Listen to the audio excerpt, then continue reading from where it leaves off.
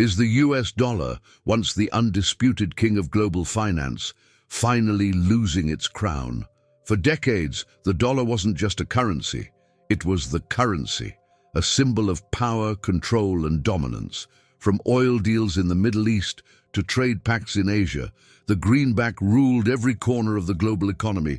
But now a new storm is brewing, and it's not coming from Europe or Russia. It's rising from a bold, unexpected alliance right in America's own backyard, Mexico and China. Two nations, two very different systems, now working together on a game-changing trade agreement. But this isn't just about exports, infrastructure, or economic cooperation.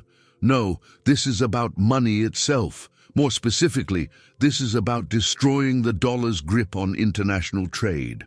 What's unfolding behind closed doors could redefine how nations do business, how money flows across borders, and who calls the shots in the next global era. At the heart of this movement is something revolutionary, a trade agreement that doesn't involve the US dollar at all. You heard that right. Instead of defaulting to the greenback, Mexico and China are now negotiating major transactions using a mix of digital yuan and Mexican pesos, bypassing the dollar entirely. This quiet shift might seem like a technical adjustment, but in the world of high finance, it's a direct challenge to the global order the US has maintained since World War II. And here's the real kicker. The US isn't prepared. As Washington focuses on rising tensions in the South China Sea or debates interest rates and inflation, a new economic axis is forming just south of the border. China, the world's second-largest economy, isn't just flexing its muscles in Asia anymore. It's expanding its financial empire in Latin America, and it's doing so with stealth, speed, and strategy. Mexico, once seen as economically chained to the US, is now pivoting. This pivot isn't just ideological, it's pragmatic. The Mexican government sees the writing on the wall, a weakening dollar, a fragile banking system, and an America distracted by internal political battles. Aligning with China offers something the US no longer guarantees: stability, long-term vision, and a new form of economic independence. But what does this really mean for the rest of the world? If Mexico, America's largest trading partner, can turn its back on the dollar, what's stopping Brazil, Argentina, or even key African and Asian nations from following suit? Is this the beginning of a global de-dollarization domino effect? Financial markets are whispering. Central banks are stockpiling gold. Countries are making bilateral agreements in local currencies, and yet most people have no idea this is happening. Why? Because it's not just a currency shift, it's a power shift, a silent war, fought not with bullets, but with banknotes. This is the kind of war you don't see until it's already been lost. And now, the US may be facing its most dangerous economic threat yet, not from across the ocean, but from across the border. What started as a trade convenience could evolve into a new financial world order. The question now is not if the dollar will lose its dominance, but how fast it will happen and who will replace it. And while governments and economists debate behind closed doors, the consequences of this shift could soon be felt by everyone, from Wall Street traders to everyday workers watching their savings lose value. So now we turn to you. Do you believe the dollar's era is truly coming to an end? Can this quiet alliance between Mexico and China trigger a financial revolution that rewrites the rules of global trade? Drop your thoughts in the comments. We want to hear what you think. Is this just geopolitical noise, or the first crack in the foundation of American financial power? If this kind of deep dive, eye-opening content matters to you, hit that like button so we know you're with us. And if you don't want to miss the next chapter of this unfolding story, subscribe now, because what's coming next might change how you see the world. Let's dive in. The silent shift. Mexico and China's unexpected alliance. Few would have predicted that two countries with such different political histories, economic structures, and cultural roots would find common ground on something so profound. Yet here we are, watching the early signs of a quiet but potentially earth-shaking alliance between Mexico and China. And the most unsettling part? Almost no one is talking about it. At least, not loudly. This isn't the kind of deal you'll see plastered across headlines in real time. It's the kind that moves behind curtains, where handshakes carry the weight of strategy and words are measured in geopolitical value. Mexico, long considered a loyal economic satellite of the United States, is slowly turning its gaze eastward. The reasons aren't loud or dramatic. They're subtle, strategic, rooted in decades of perceived imbalance and economic overdependence. After all, what nation wants to be forever tied to a currency it can't control, a superpower whose internal politics spill over into its own markets, and a financial system that always puts it second? China, for its part, has been playing the long game. While the West remains distracted by headlines about military standoffs, tech wars, and internal polarization, Beijing has been quietly cultivating partnerships in Latin America, offering infrastructure, trade deals, and most importantly, alternatives. Real alternatives, not just to the US dollar, but to the very idea of American financial centrality. And now, Mexico is listening. The most recent surge in bilateral trade between the two countries was not just a statistical blip. It was a signal, the kind of signal that sends shivers through think tanks and central banks. It marked the beginning of a new rhythm, one not orchestrated by Washington, but by the quiet tempo of Beijing's strategic patience. The trade itself isn't what scares Washington. It's what it represents, a psychological break, a soft divorce. The realization that Mexico no longer sees the US as the only gatekeeper to its economic future. And if that wasn't enough, insiders have hinted at something even more groundbreaking, an agreement that enables large-scale trade between Mexico and China without touching the US dollar at all. Instead, we're looking at direct currency settlements. Digital yuan meeting Mexican pesos in cross-border digital corridors designed to bypass traditional financial rails. To the average observer, this sounds like an experiment in fintech, but in reality, it's a calculated step in a much larger game. That game? The dismantling of the dollar's supremacy, one bilateral agreement at a time. And here's where it gets even more interesting. Geography. Mexico isn't just any trade partner, it shares a border with the United States. It's deeply integrated into the American supply chain. Cars, electronics, food, oil, so much of what moves between the US and the world passes through Mexican soil. And now that soil may be shifting beneath America's financial feet. This is why the China-Mexico alliance is so dangerous, because it's happening where the US least expects it. Not in a distant region or contested sea, but just across its fence. This isn't a battle of weapons or ideologies. It's a quiet war of influence. And influence, once lost, is nearly impossible to regain. What makes this shift so insidious is how normalized it looks on the surface. There are no fireworks, no dramatic statements, just a slow, calculated change in the flow of money, goods, and trust. That's how the dollar falls. Not with a crash, but with a whisper. And while Washington debates politics and Wall Street debates inflation, something is unfolding right under everyone's nose. A realignment of trust, a restructuring of alliances, a rewriting of the financial map of the Western Hemisphere. So what happens next? Will other countries follow? Will Brazil, Argentina, Colombia take similar paths? Will this become the beginning of a Latin American bloc that turns its back on the dollar and, by extension, on US hegemony? These are the kinds of questions most people aren't asking, but should be, because history doesn't always knock at the front door. Sometimes it slips in quietly, through side agreements, strategic pivots, and shifting loyalties. And by the time we realize what changed, the new world order is already in place. Now it's your turn to weigh in. Do you think this alliance is just a temporary trade strategy, or the beginning of something much bigger? Could Mexico really help China dismantle the dollar from inside America's own sphere of influence? Let us know in the comments. If you've made it this far, drop the word domino below. That way we'll know who's really paying attention. Let's keep the conversation alive. Why the dollar is no longer the default. The unraveling of the dollar's supremacy isn't happening through confrontation. It's happening through rejection. Quiet, subtle, and persistent rejection. What used to be the unquestioned default is now increasingly a decision to be made, a choice. And for the first time in nearly a century, countries are choosing differently. That choice says more than 1,000 speeches ever could.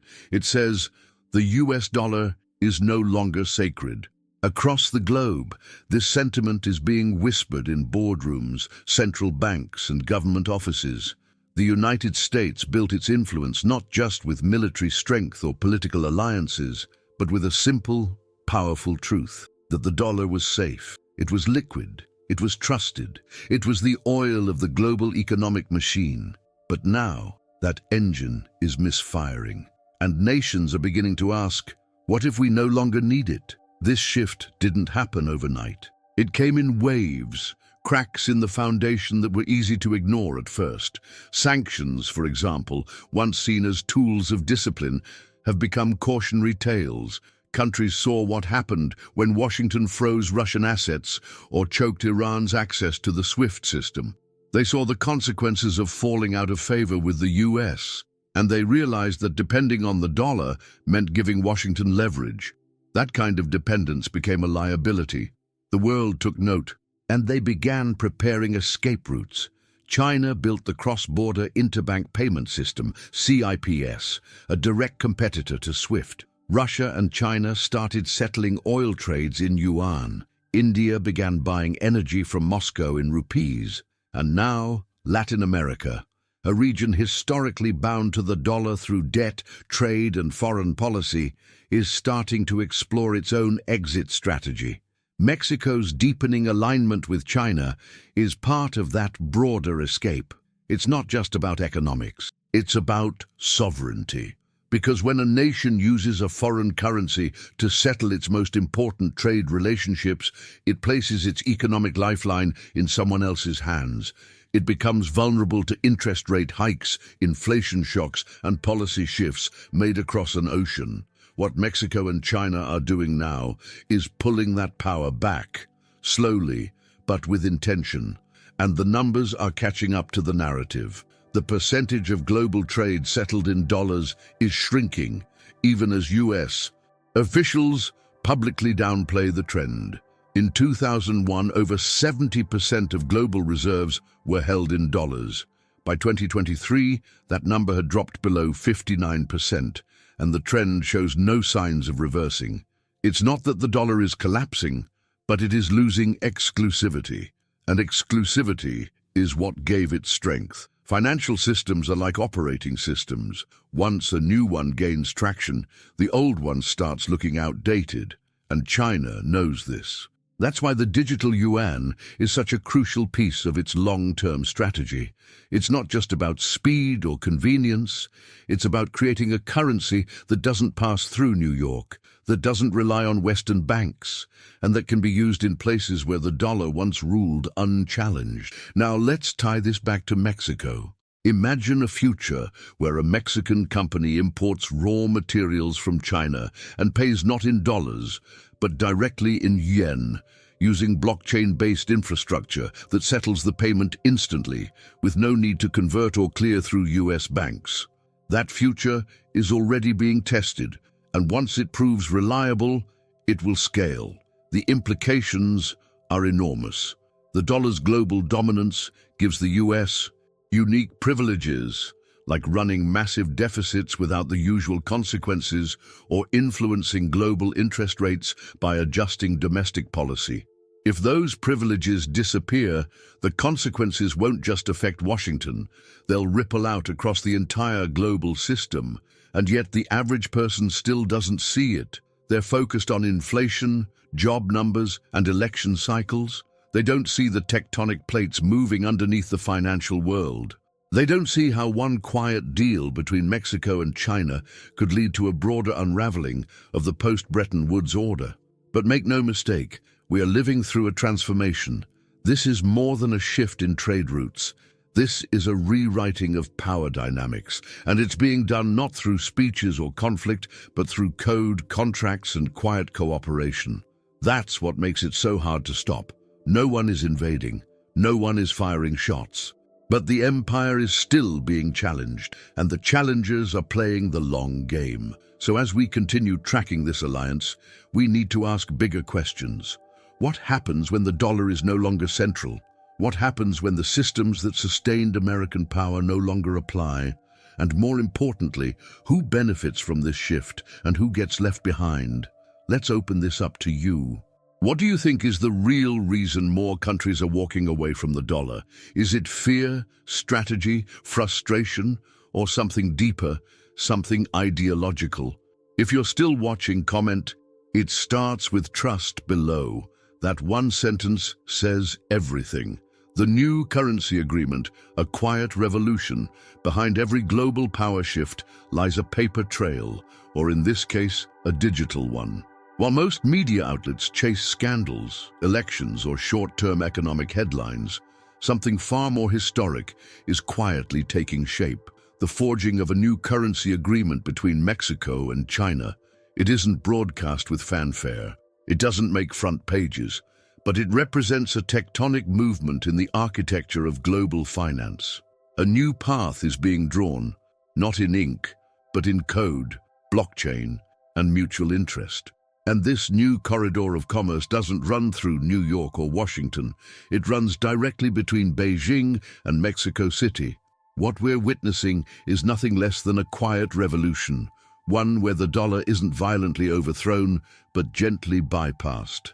The revolutionary aspect of this agreement is not just that it exists, but that it functions without the usual gatekeepers. No Federal Reserve, no Western central banks, no SWIFT infrastructure.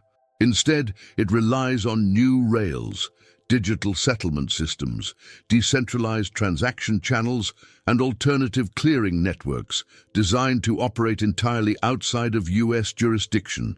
And that's the core of the threat. China has been testing its digital yuan for years now, not just within its own borders, but across pilot projects with nations in Asia, Africa, and now Latin America. But until now, most of those partnerships were exploratory, limited in scope. What makes this deal with Mexico different is that it signals a readiness to scale, to operationalize, to replace, not just experiment. Mexico, for its part, is leaning into the opportunity not as a secondary partner, but as a co-architect of a new financial pipeline that connects two of the most critical emerging markets in the world. And by cutting out the dollar, they're not just reducing costs or increasing efficiency, they're rewriting who holds the power.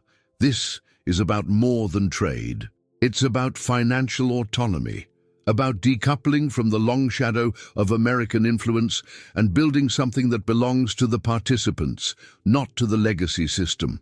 The framework of this agreement reportedly allows for bilateral transactions in native currencies, with an emphasis on digital verification, smart contracts, and near-instantaneous settlements. That means fewer delays, no third-party clearinghouses, and, most importantly, no need for US dollar reserves to serve as a middleman. That change alone could reshape regional trade flows in ways we've never seen before. Think about it. If Mexican companies can buy Chinese tech, equipment, and raw materials directly in pesos, and Chinese firms can invest in Mexico's infrastructure using yuan, why would either party need dollars? They wouldn't. And once that becomes normal, once the precedent is set and the trust is established, it becomes very difficult to reverse. Other countries will notice, other governments will study the model, and soon what was once revolutionary becomes routine. But don't be fooled. This didn't happen out of the blue. It's the result of long-term strategic alignment, fueled by dissatisfaction with the current system. Mexico has spent years weathering financial shocks that didn't originate within its own economy, but were imported through its dependency on the dollar. Currency volatility, interest rate whiplash, investor flight during moments of U.S. instability. These are not just economic risks, they're political liabilities. And for a country trying to define its sovereignty in the 21st century, they are unacceptable. China, of course, sees this as a golden opportunity, not just to expand its influence, but to test and refine its alternative system on a continental neighbor of the United States. It's bold, yes, but it's also brilliant, because this agreement isn't just about bypassing the dollar. It's about making that bypass feel safer, smarter, and more stable, and the more it works, the more others will follow. Now, some may argue that this kind of deal is risky, that abandoning the dollar introduces new uncertainties. But what's becoming increasingly clear is that sticking with the dollar carries its own risks. Inflation inside the U.S., political division and weaponization of financial tools have made the once stable greenback look like a ticking time bomb to those outside the American bubble. So when countries like Mexico start exploring new paths, it's not an act of rebellion, it's an act of protection. That protection comes in the form of agreements like this, where technology meets geopolitics and where the future of money is negotiated not in headlines, but in encrypted code. And while U.S. policymakers continue to view these developments as fringe or temporary, the rest of the world is quietly adjusting course. If this pilot between Mexico and China succeeds, and the early indicators suggest it will, it could open the floodgates for similar bilateral frameworks across Latin America, Asia, and even parts of Europe, disillusioned by American dominance. So what's at stake here isn't just the strength of the dollar, but the rules of the global economy. This isn't just an agreement. It's an invitation to think differently, to trade differently, and to ask who really benefits when the whole world is forced to convert through the same currency, controlled by the same institutions, governed by the same politics. If you're still with us, we want to know what you think.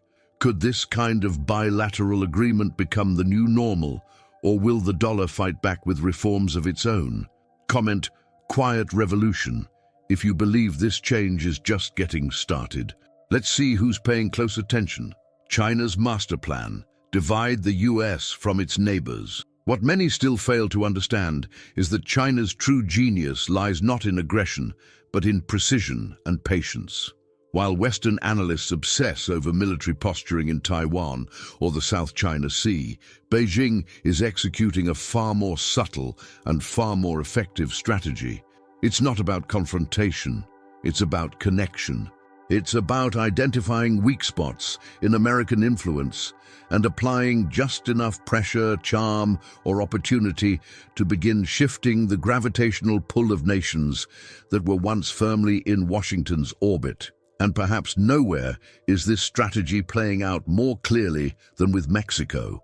For decades, the US-Mexico relationship has been tightly bound, not just through trade, but through culture, migration, geography, and security.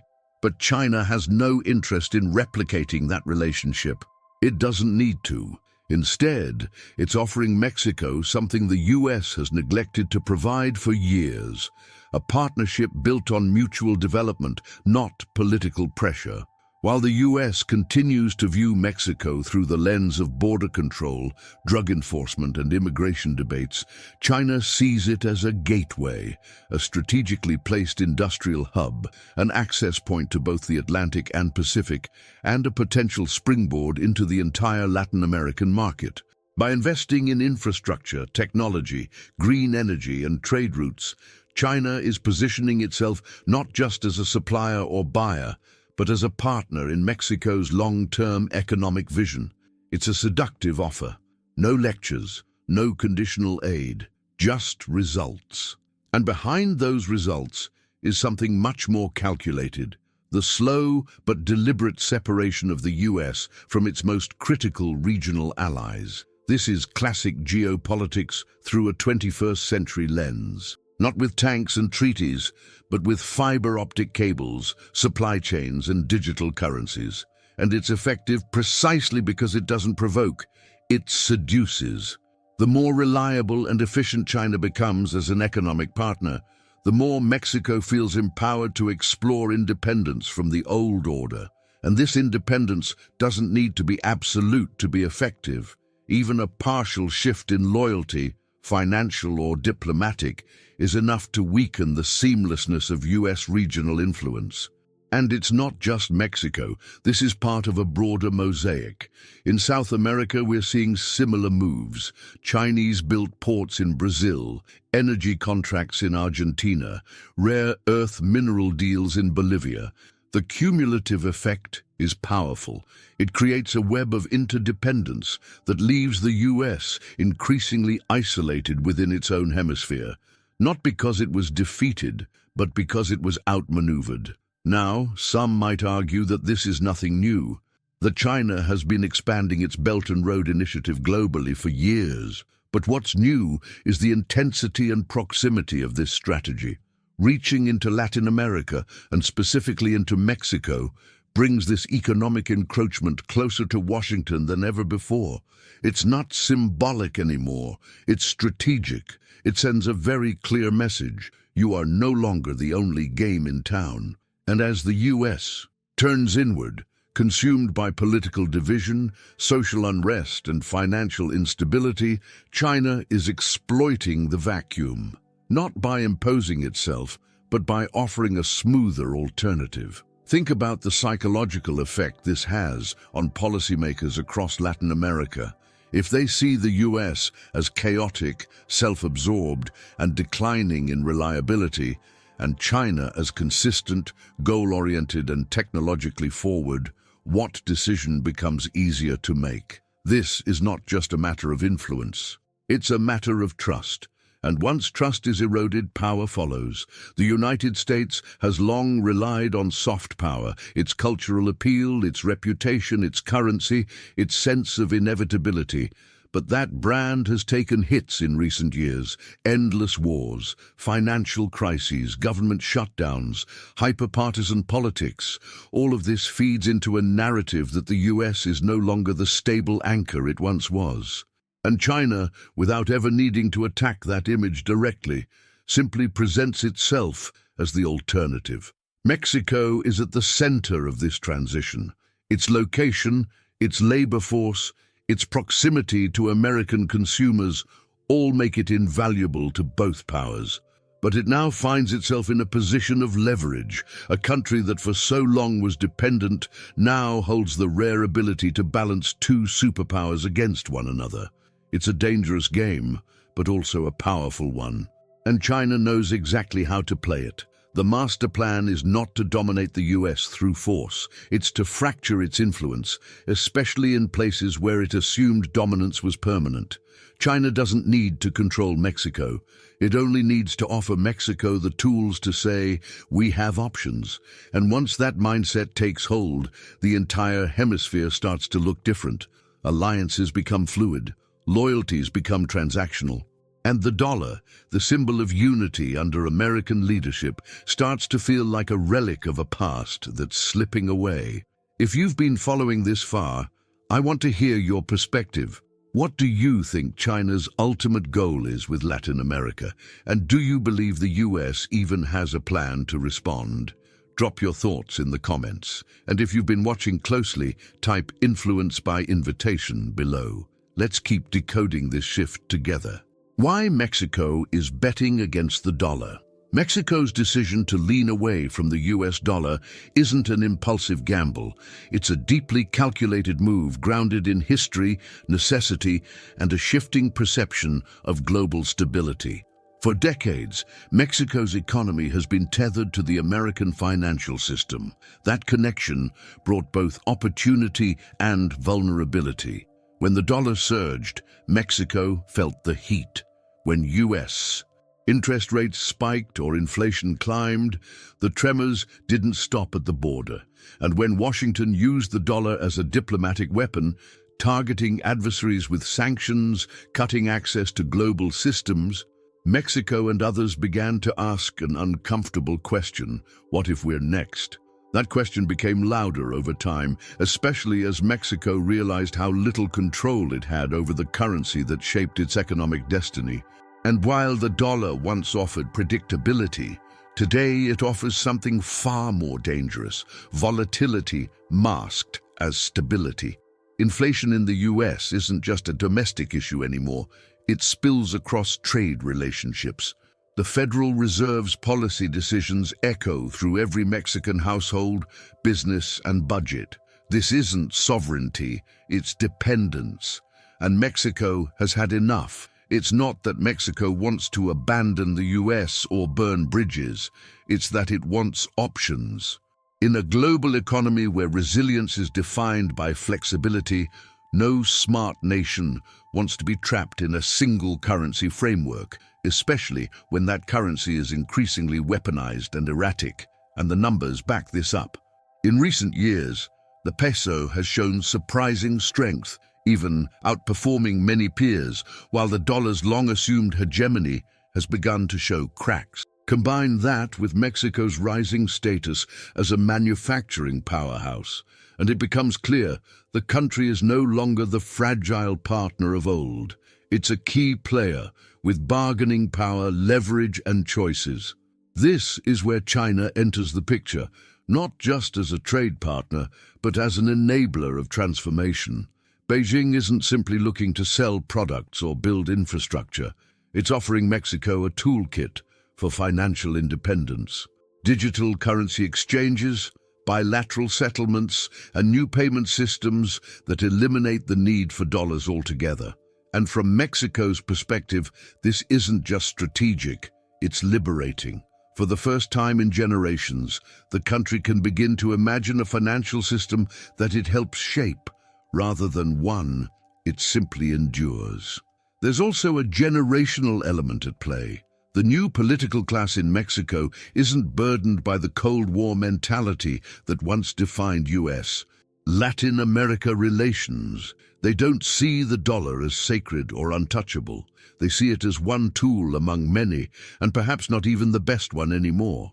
This shift in mindset is crucial, because once a country stops believing in the inevitability of the dollar, it's only a matter of time before that belief turns into policy. And those policies are beginning to take shape. Behind the scenes, Mexican officials are engaging in quiet diplomacy, building new commercial protocols with Asian and African partners, and exploring multilateral platforms that operate outside the traditional Western financial order.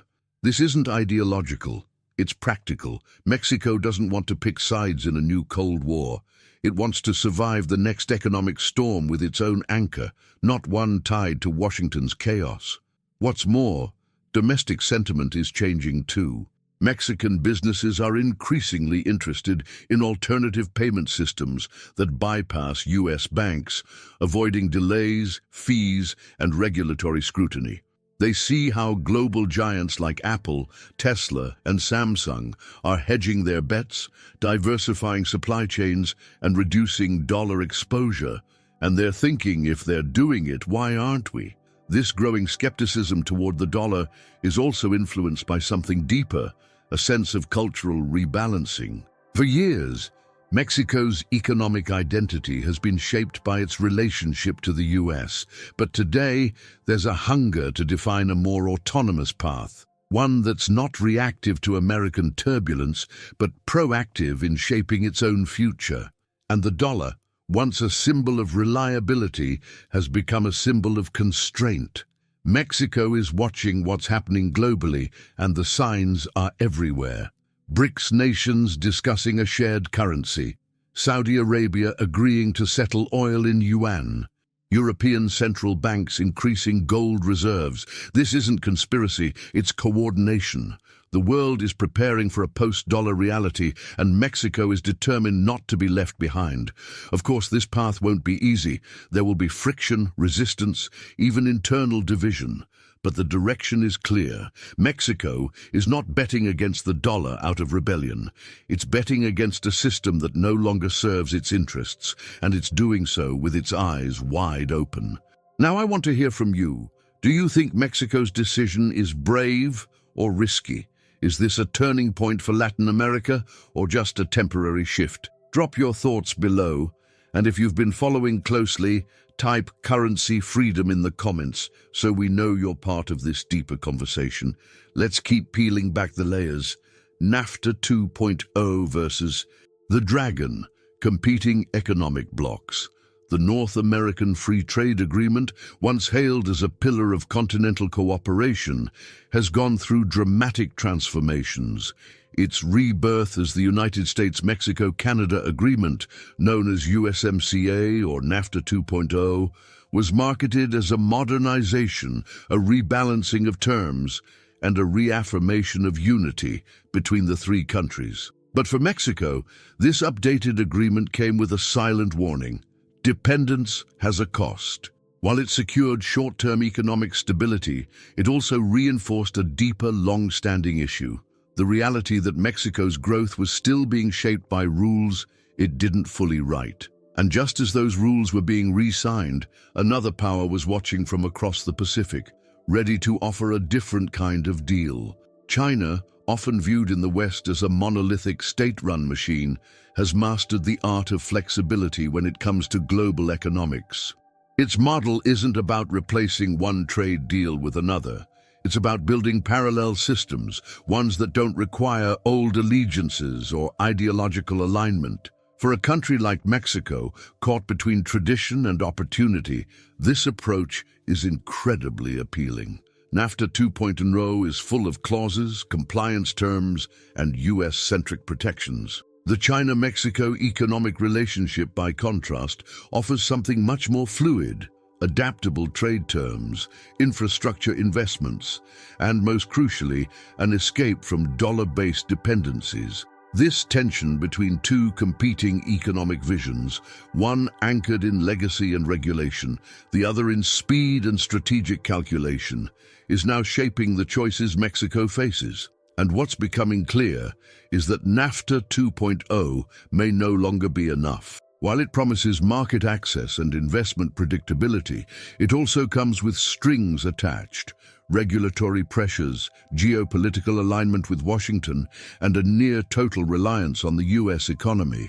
But the world has changed since NAFTA's original signing in 1994. The internet has globalized innovation, supply chains have become more fragile and complex, and countries like Mexico are increasingly unwilling to tie their futures to a single pole of influence. China's offer isn't about replacing the US, it's about weakening its exclusivity, and it's working.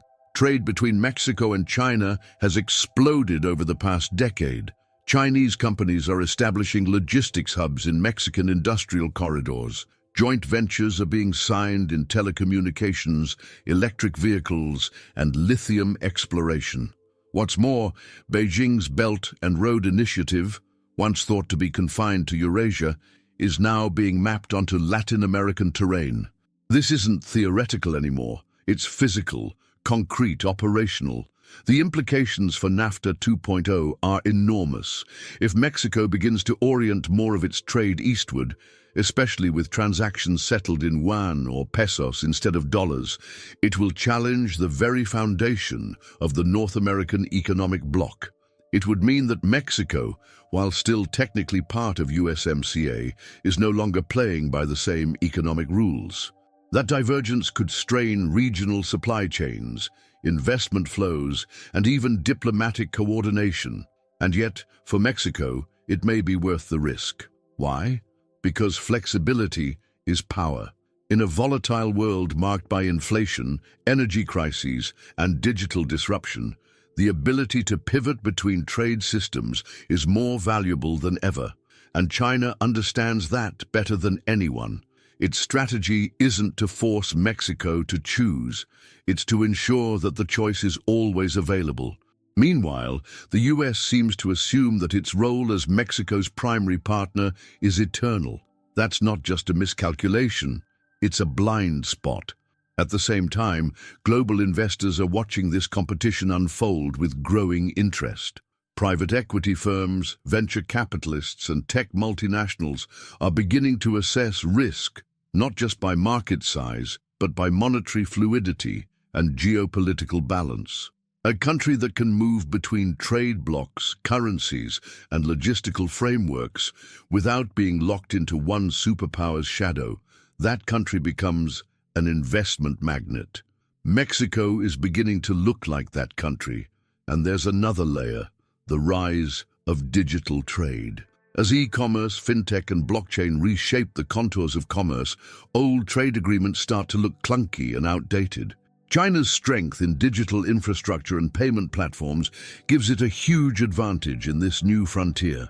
Meanwhile, NAFTA 2.0 still largely focuses on physical goods, tariffs, and rules of origin clauses. It's a trade deal built for the 20th century trying to survive in a 21st century storm. Mexico knows this, its young entrepreneurs know this, and China is capitalizing on it. So the question becomes, can two visions of Mexico's economic future coexist, or is the country already leaning toward one side more than the other?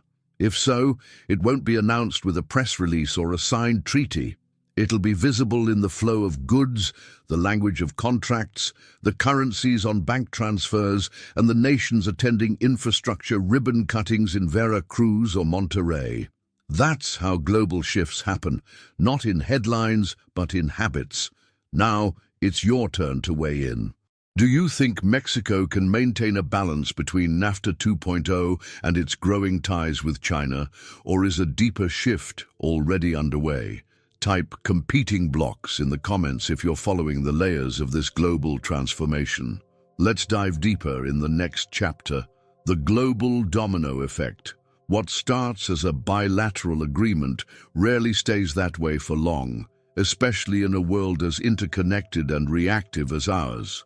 When a country like Mexico, one so geographically and economically tied to the United States, begins shifting its trade framework and currency alignment toward China, it doesn't happen in a vacuum. The move sets off signals, subtle at first, then louder. Central banks take notice. Finance ministers begin running new scenarios. Regional alliances start to feel pressure, and then the dominoes begin to tremble. The global economy is not just a collection of markets.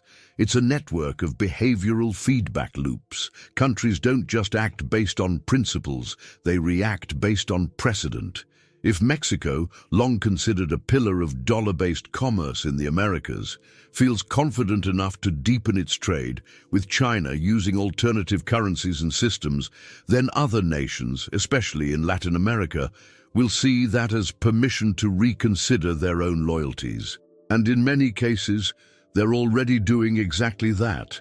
Brazil, for instance, is no stranger to de-dollarization efforts.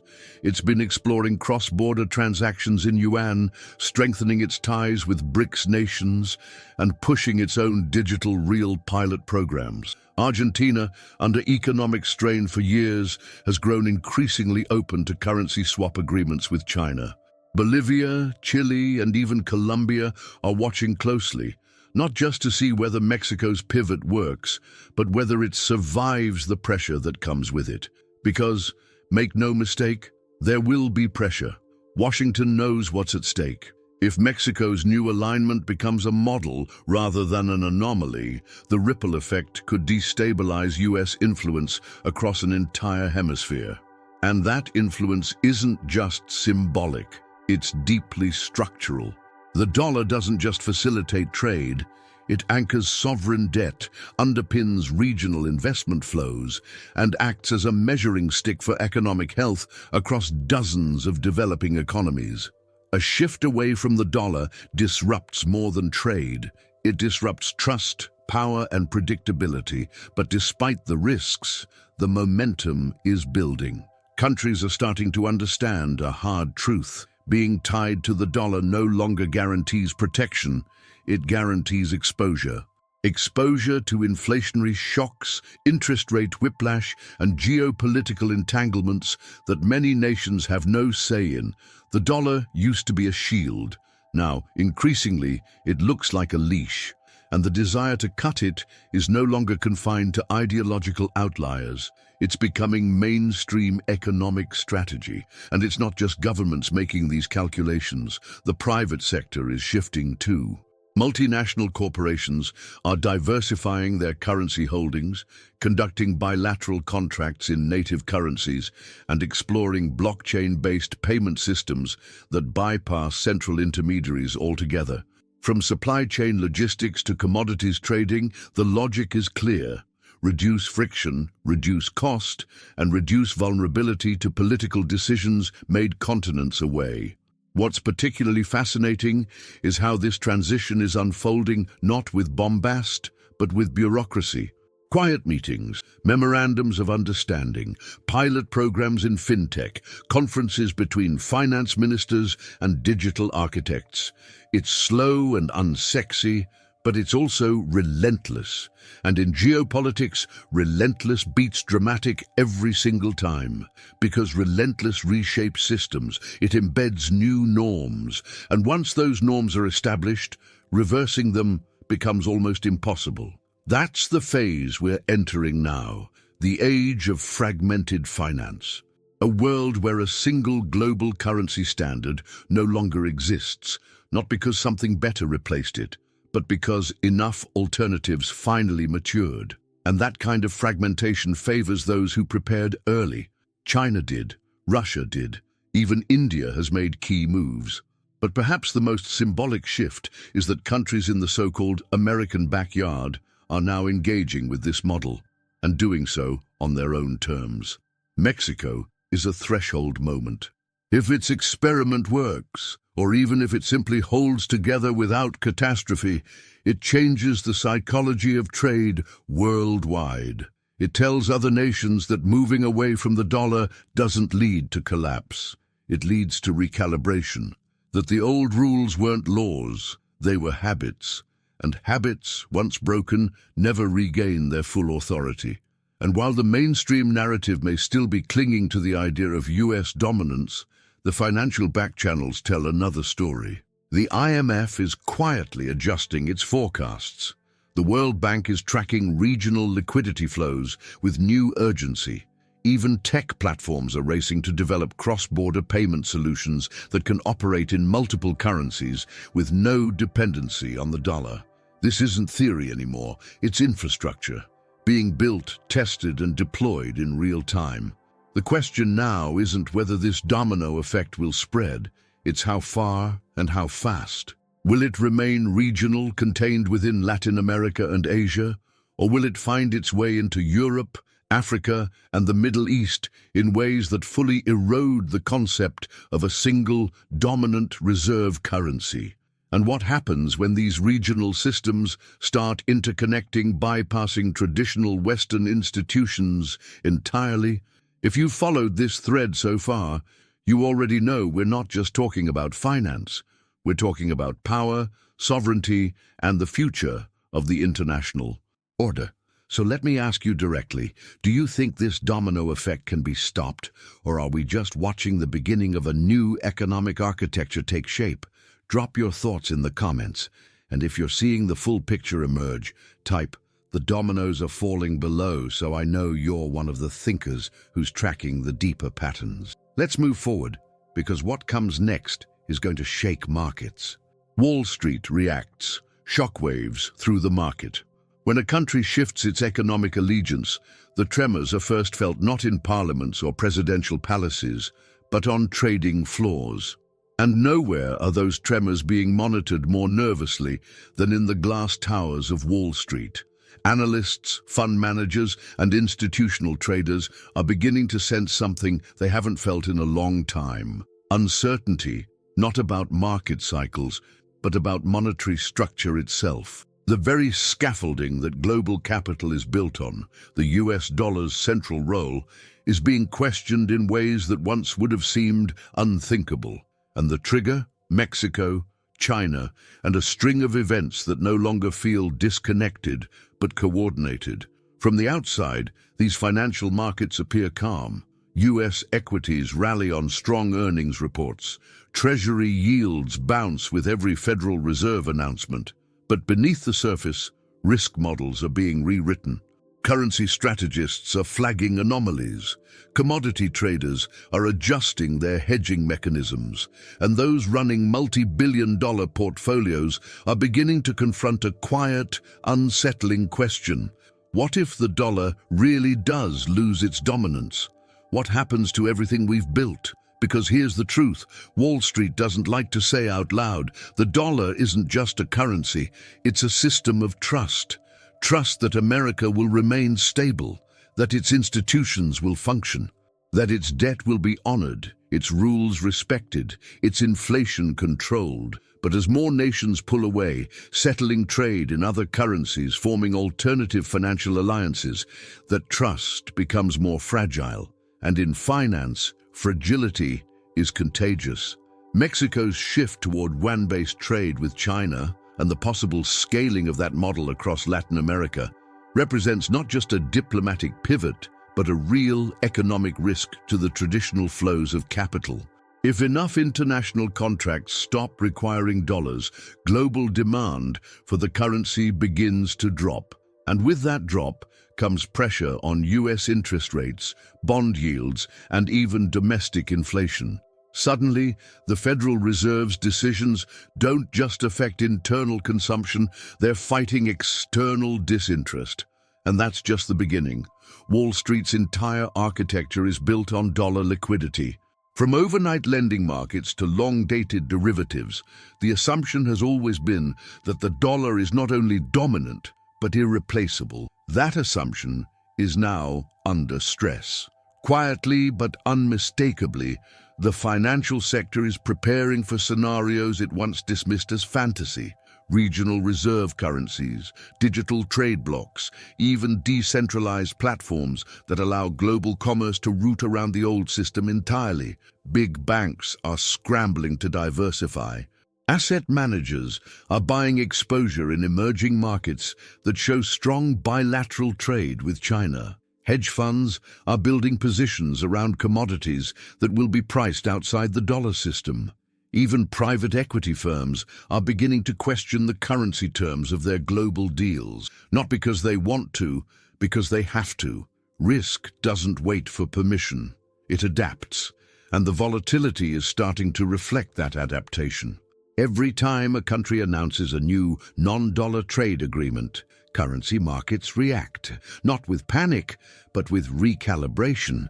It's subtle, a widening of spreads, a shift in forward guidance, a change in capital allocation models, but it adds up. One country moving away from the dollar doesn't collapse the system, but 5, 10, that starts to look like a paradigm shift. Investors are watching for clues, central banks are tracking capital flows. But Wall Street, for all its tools and talent, is fundamentally reactive. It can see the storm coming, but it's not the one steering the clouds. What makes this moment so historic is that the financial elite, who once wrote the rules of global commerce, are now being forced to respond to changes they did not initiate. The leverage is shifting, and markets feel it. Even tech is getting involved. Blockchain-based trade settlement systems are gaining traction, not just as experimental tools, but as real infrastructure. Platforms like RippleNet, CIPS, and regional digital currency networks are being explored by large institutional players, not just crypto startups. The logic is clear. If the traditional rails are becoming political, then the solution is to build new ones, faster, cheaper, and outside the old influence. Wall Street isn't panicking yet, but the growing chorus of concern is unmistakable. Financial news outlets are starting to cover de-dollarization with more frequency. Economic conferences now feature panels on post-dollar trade routes. And the smartest voices in the room are no longer dismissing this trend. They're preparing for it. Because when money moves, power moves. And if the dollar begins to fade, not by collapse, but by abandonment, the entire center of gravity in global finance shifts with it. That shift doesn't just impact macroeconomics. It touches everything: Asset prices, real estate, credit markets, commodity flows, venture capital, even how nations fund their militaries and social programs. There is no corner of the economy untouched by the dollar's weight, which means there is no corner that will be untouched by its decline. And so we return to the core question. What happens when the market begins to price in the dollar's descent? What does that mean for your investments, your savings, your future? Let me know in the comments what you believe Wall Street isn't telling us. What signals are you watching? What do you think the next domino will be? If you've followed this story until now, type financial fault line in the comments, so I know you're not just watching, you're thinking. And trust me, you'll want to be thinking ahead, because the next phase isn't just financial, it's existential. If you've made it this far, we want to hear from you. Tell us, how did this video speak to your heart? What part of the message resonated most with your journey, your thoughts, or even your hopes for the future? Leave a comment below with the words, "I enjoyed the content," and feel free to share how this message impacted you personally. Your voice matters here, and your engagement helps us continue creating meaningful and thought-provoking content. Don't forget to subscribe to the channel so you never miss another powerful video like this one. Tap that like button to support this mission and help us reach even more people with insights that truly matter. And of course, stick around for the next video. It's already waiting for you on the end screen, ready to take you even deeper. May God bless your life abundantly and guide you with wisdom, clarity, and peace.